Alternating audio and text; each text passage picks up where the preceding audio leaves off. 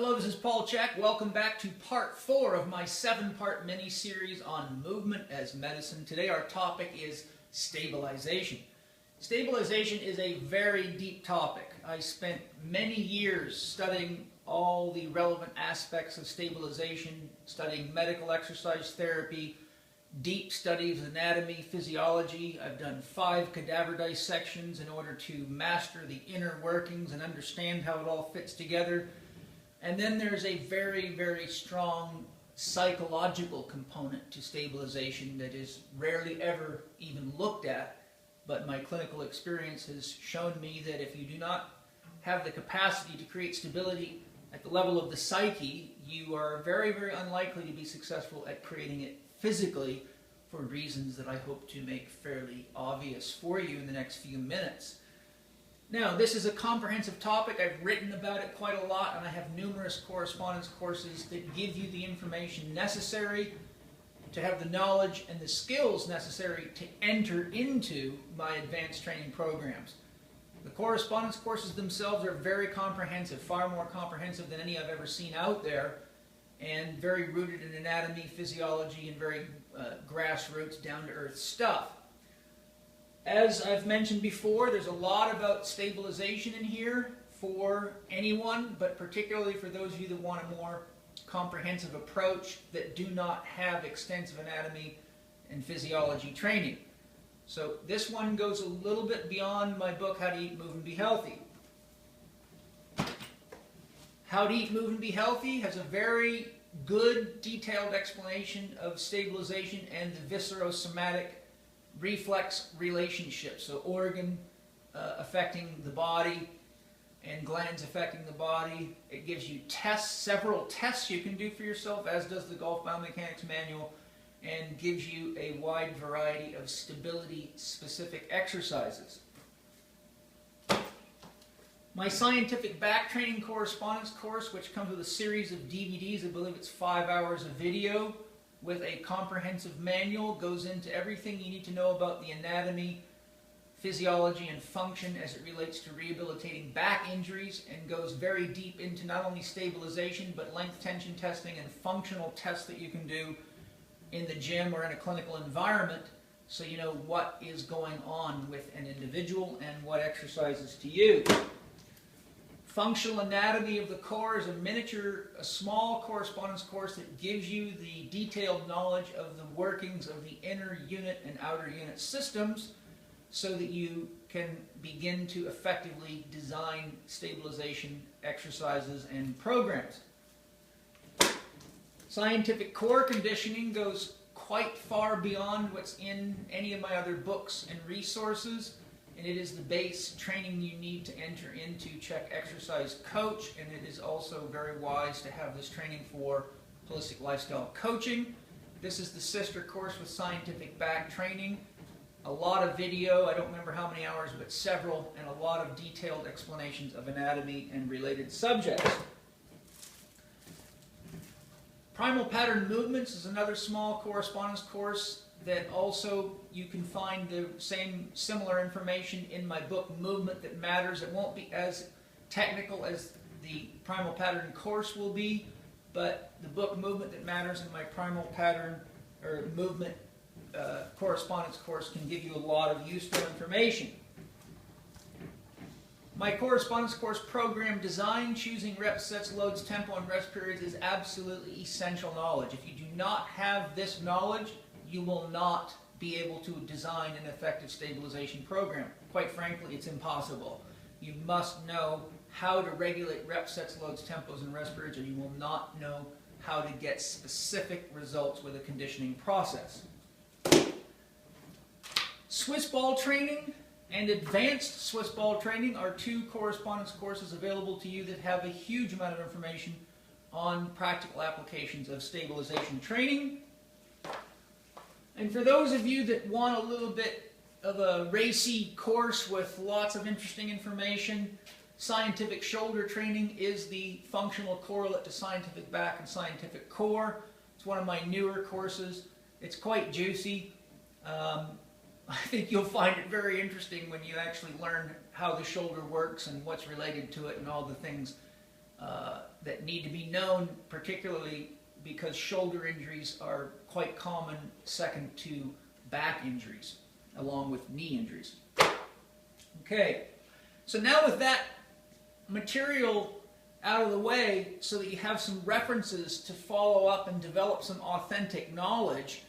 And remember, authentic knowledge cannot be gained by reading alone. It can only be gained by the integration of information through practice.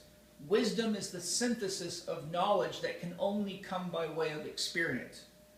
If these blogs are useful to you, it's because I've spent 30 years practicing the integration of ideas and concepts or knowledge to produce synthetic wisdom so that I can share a lot of information with you quickly and easily.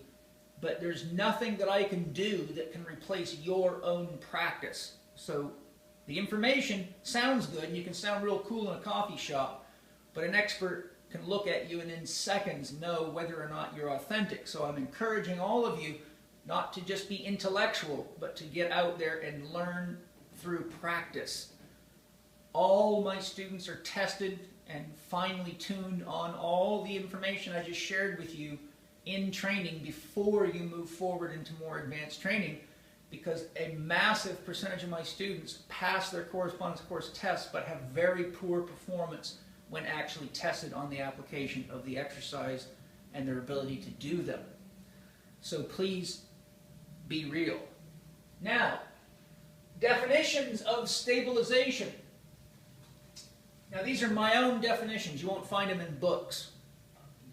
You know, once you reach a certain point of your development, you realize books are just rehashes of other people's stuff at large, and I have clinical experience that gives me information that just isn't available in books, and I'm sharing that with you now. So first we need to define stability as the ability to contain and conduct the flow of energy and information. If you are unstable in your musculoskeletal system, for example, you cannot conduct energy and information correctly. For example, if you're a soccer player or a martial artist, if you need to throw a kick with your right leg, whether it be at a human being or a ball or a punching bag, and your left knee is unstable, you will not be able to maintain the natural flow of energy and information through the left side to stabilize the actions of the right leg. So there's a simple example where you will not be able to effectively contain energy and information.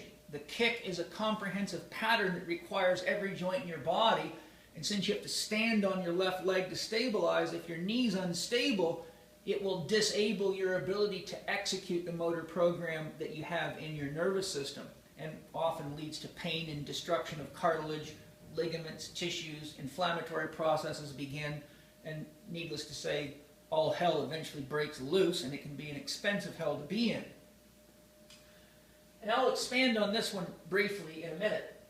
Next, this is a more mechanical definition I created to define stability: the ability to maintain an optimal instantaneous axis of rotation in any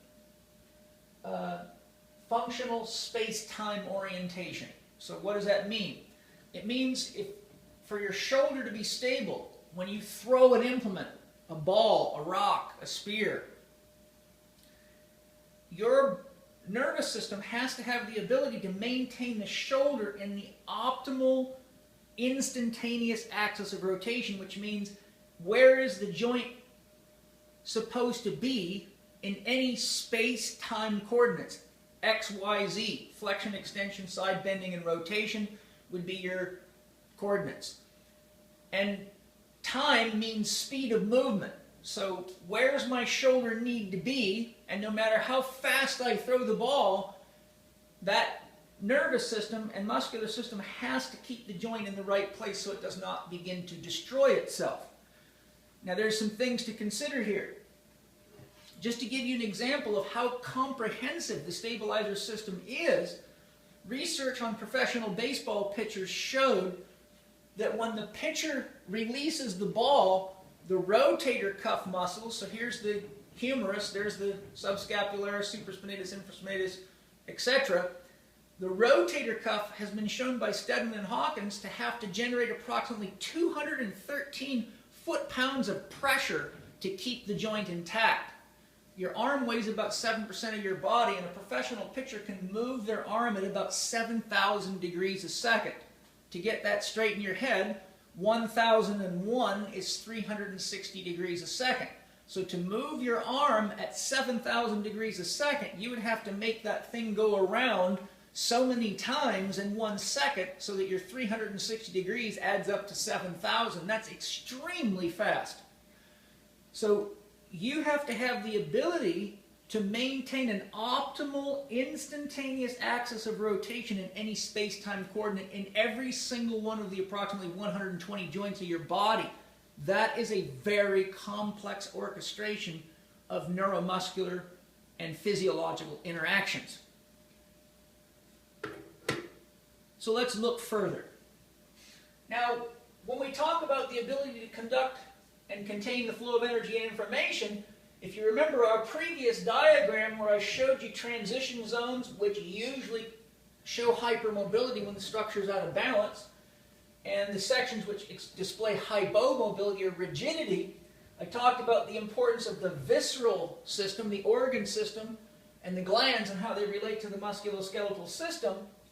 Here I've added the diaphragm. The dotted red line means the deep stabilizer muscles of the spine, such as the multifidus, the rotatories, the intertransversarii, the interspinales. Those are the deep muscles of the spine. So the diaphragm, the deep stabilizers of the spine, the pelvic floor, the transverse abdominis, and the posterior fibers of the internal oblique are what are classified by people like Richardson, Joel, Hodges, and Hydes as inner unit muscles.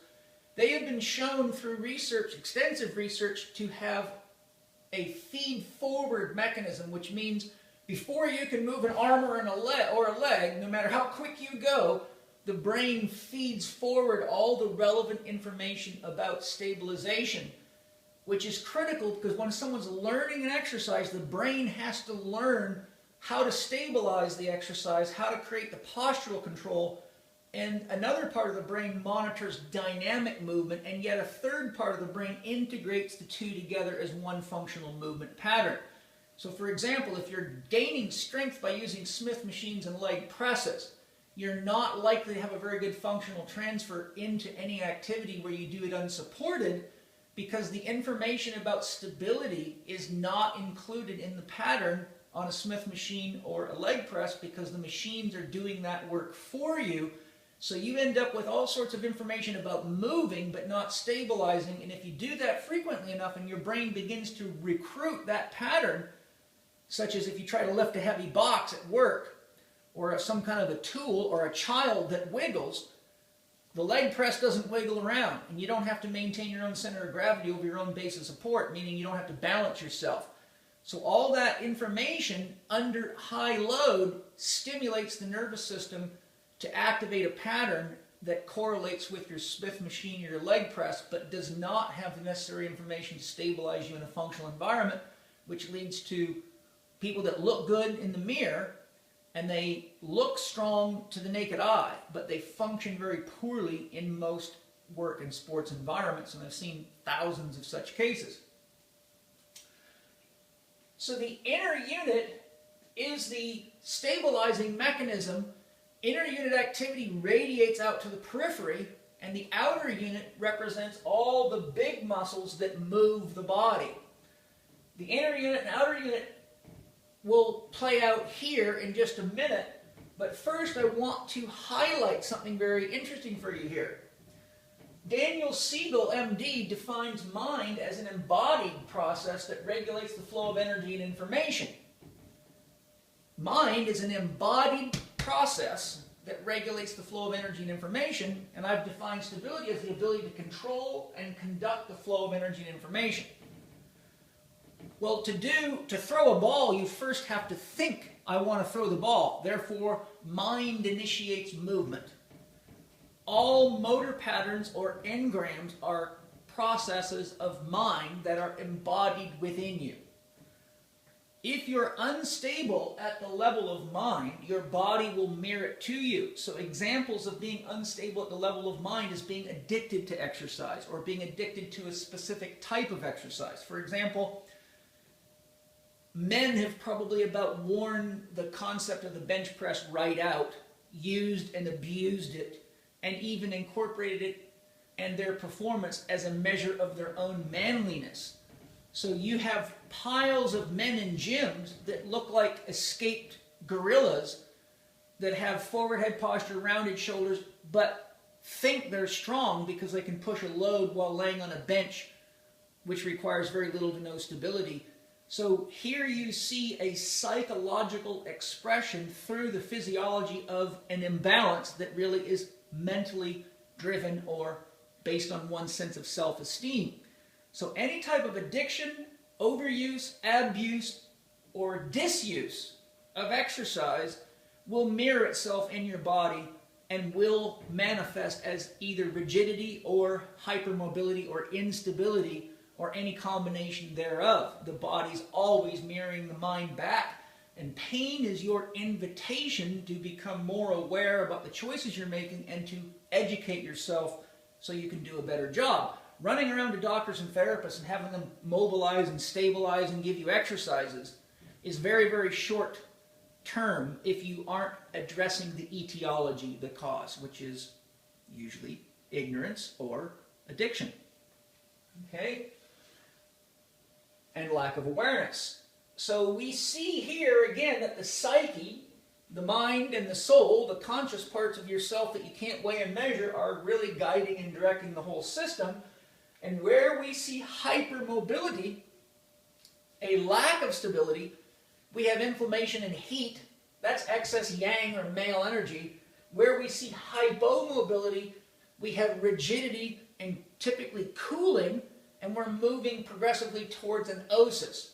And inflammation is an itis. That's what I call a burnout. It means the body's still trying to heal and there's a lot of metabolism there. But if we keep going long enough, we develop rigidity. We go into a brownout, which usually results in a diagnosis with an osis on the end of it. Osteoporosis, spinal stenosis, foraminal stenosis.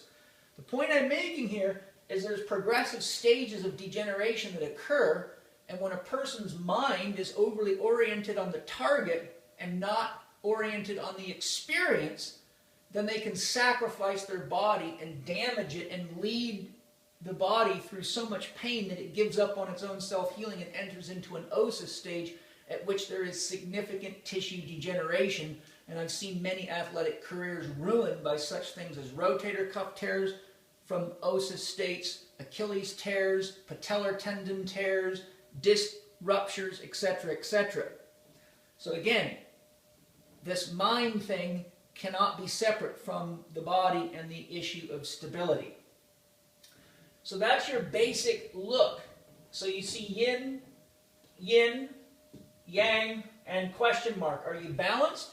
Are you excess yin, not doing enough? Are you excess yang, overdoing it to try to emulate your superhero or please your daddy or your mama? Something like that. Okay? So now let's look at the types of stability. Segmental stability is the prerequisite to gross stability. You can't effectively move lots of segments of the body, gross stability, if you cannot stabilize the individual segments. So segmental stability is the prerequisite to effective gross stability. Segmental stability comes from the concepts of the inner unit. So the inner unit in the core, your rotator cuff, as I just showed, would be the inner unit of the shoulder. Functionally, you have an inner unit function around pretty much every joint in the body and a relevant outer unit function around every joint in the body. Therefore, we have to look at the fact that the inner unit is the prerequisite for the outer unit activity. And I give many neat little examples and diagrams in my books and courses. And if you look in How to Eat, Move, and Be Healthy, I show an example of a sailing ship and a mast, and show you that if you don't stabilize the mast, which I use as a spine to demonstrate, then all the tension you create in the guy wires doing back extensions, crunches, and all that will collapse the mast. So these are very simple engineering concepts and mechanical concepts that when you look at in concert with knowledge of the mental emotional aspects of the human being start to paint quite a clear picture for a skilled therapist. Gross stability then relates to muscles that cross many joints. The transverse abdominis does cross many joints, but it has deep connection to segments of the spine through the fascial system and tissues like the thoracolumbar fascia. The rectus abdominis goes from T5 all the way to your pubic symphysis, so it can affect every joint from T5 all the way down to your lumbosacral junction, and it affects everything above T5 through connection through the ribs and the sternum. Your latissimus dorsi is a very huge muscle that bridges your shoulder and your spine together, so it provides gross stability. Your quadricep muscles, your rectus femoris, crosses the hip joint and the knee joint, so it provides gross stability. Yet there's other muscles in there that do not do that, such as the short head of the biceps femoris as an example, which would be more of an inner unit type muscle. So we have segmental stability, gross stability.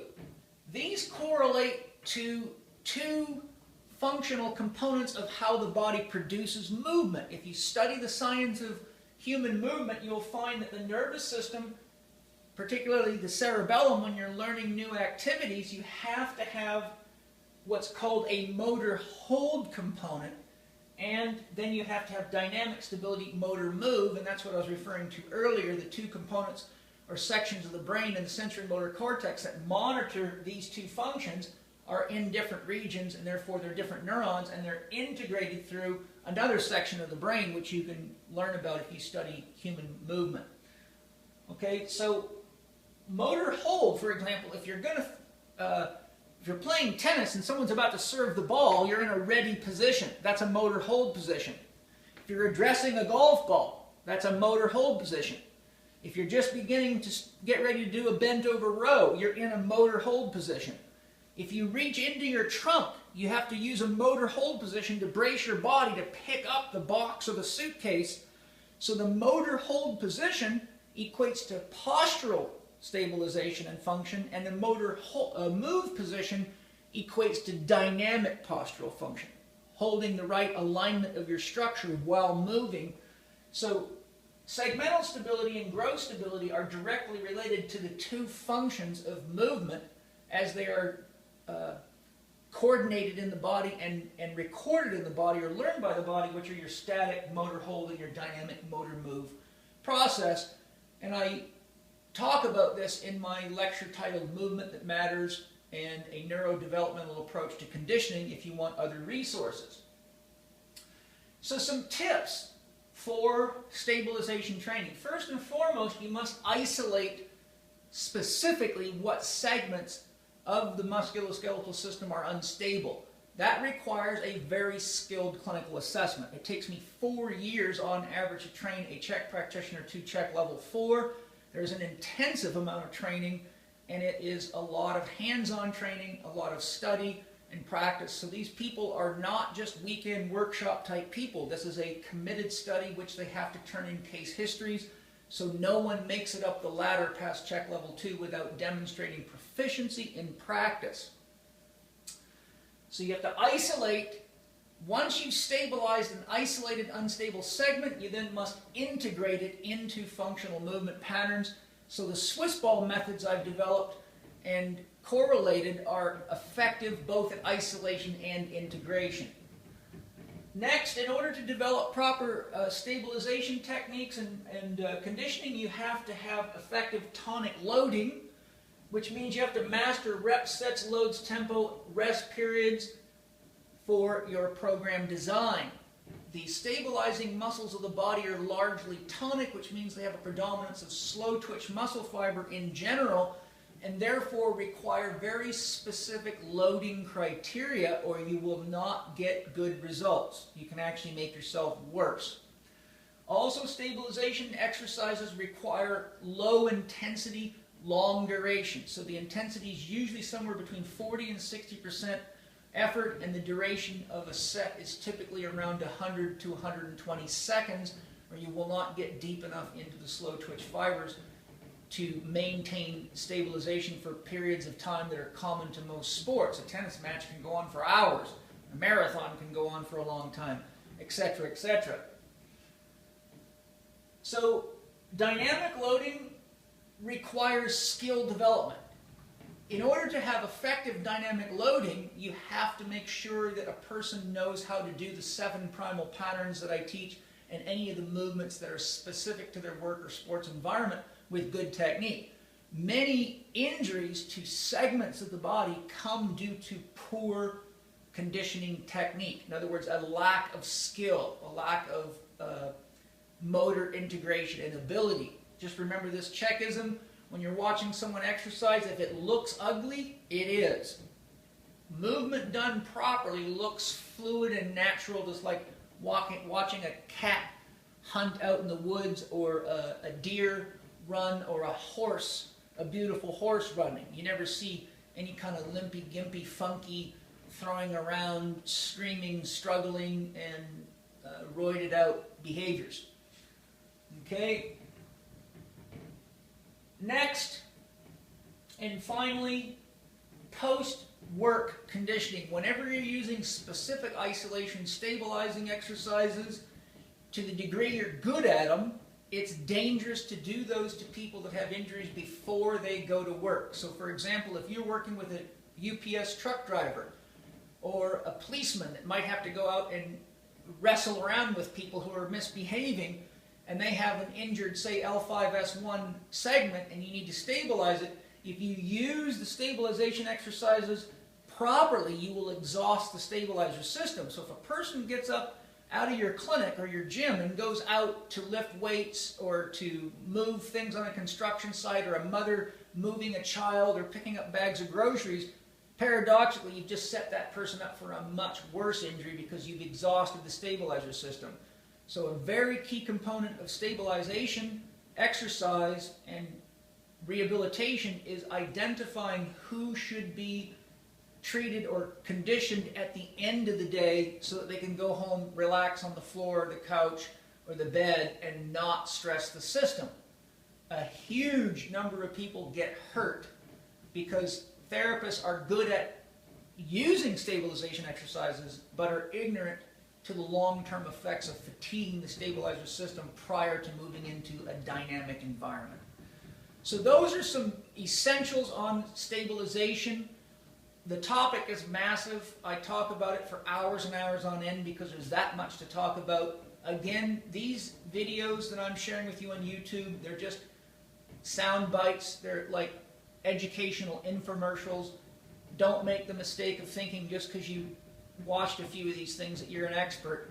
You have to have practice, and it usually requires a skilled mentor, which is why I built the Chek system and why I invested huge amounts of time, energy, and money to select and train the best instructors in the world. Remember, our system, the Chek system, is multidisciplinary. We have medical doctors, chiropractors, osteopaths, podiatrists, nurses, dance and movement educators, massage therapists, personal trainers, you name it. So there's all sorts of highly skilled people in my program with very advanced degrees, which is why I educate at a scale of very complex all the way down to the very basics. And that's why the prerequisite courses are comprehensive, to bring everyone up to an equal playing field prior to getting further advanced education. Thanks for joining me. I'll be back with part 5, which I believe is going to be on working in, a topic we've discussed before, but we'll give some highlights. Look forward to talking to you soon.